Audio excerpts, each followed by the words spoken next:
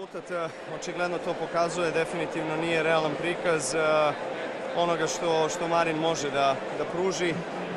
Nažalost, za one koji ne znaju, on je bio povređen posljednja 2 meča, igrao sa tim izvrnutim zglobom i mislim da je imao čak problema sa leđima, ne znam tačno, ali znam da nije bio na maksimum svojih mogućnosti i svoje snage. Ali opet svaka čast na činjenici da je izašao na teren i hrabro odigrao meč do kraja. Izuzetno ga poštujem, ja s druge strane sam pokušao da se usredsredim na svoju igru, na svoj deo terena. Odradio sam sve vrlo solidno, onako kako sam i poželeo i idemo dalje. Naravno, finale je US Opena u pitanju, tako da definitivno ovakav meč mi godi i pruža mi neko dodatno samopouzdanje. Mislim da današnja igra potvrđuje da se osjećam bolje na terenu nego što je to bio slučaj u prethodnim mečevima. Činjenica jeste da, kažem, opet Marin nije igrao na svom maksimumu, ali opet s druge strane ja sam se osjećao vrlo dobro.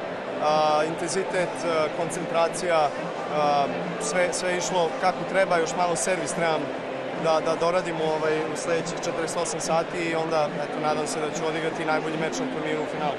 Hvala. Hvala.